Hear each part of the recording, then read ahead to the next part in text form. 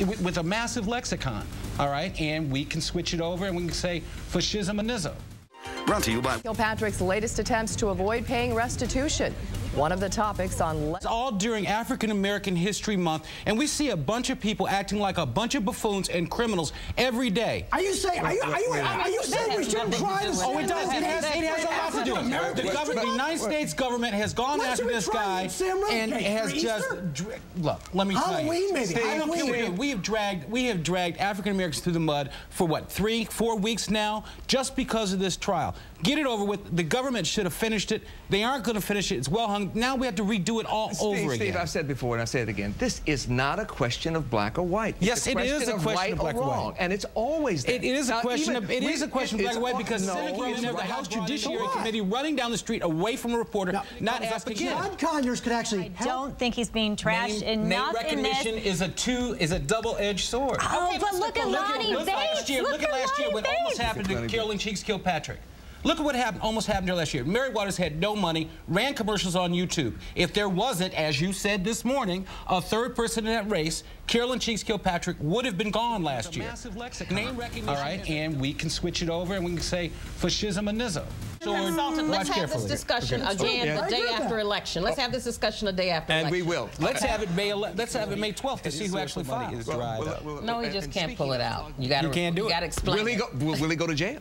Oh, yeah. Big move's going down. But if that happens, you don't get the money anyway. The court, and I think the judge has had enough of it. In that account, absolutely. One final question, and it's about a strange case. And Amy, you covered this case initially. It's about a dentist who confessed. Any number of things can happen in that dentist chair, and it's just wrong. This guy needs to be out of the profession right now. It's dangerous. He shouldn't be around kids or anything. He was cleared by the dental society, though. Because there is no law, and here's what the owner and manager of the with a massive lexicon, all right, and we can switch it over and we can say fascism and nizzo. Race and politics spark a lively debate on Let It Rip tonight.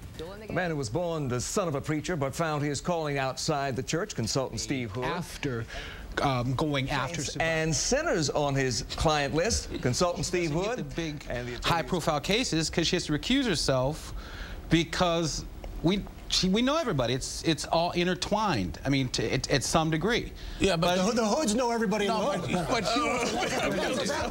When John English told the school board in 1999, what he did was X out all the black contractors, or most of them, okay, on the building program, the $500 million building program. What has happened with Robert Bob, he's gone even further. We're not in the building program, and now he's going to contracts. But if it gets results, what's the problem? What results? We have a $100 million deficit. What results? The MEEP scores are still down. What result? The only result is people from outside the federal charitable fund, you have to use it as the bylaws state you're going to use it. Point blank.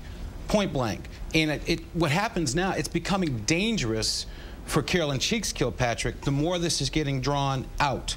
All right, the closer it gets to the election, she has to actually spend that much more money exponentially defining herself before her competitors define her. Your life becomes public. You don't have a private life. And let me tell you, I know 3 people that live in her neighborhood that have told me they're considering walking away from their houses because they're doing nothing but renting. These are houses that were $400,000 and $500,000 houses, and now you have houses on those blocks that are selling for $120,000, $180,000. All right, the value is just not there in Golf Club subdivision anymore, which is where she lived. They showed it on the thing.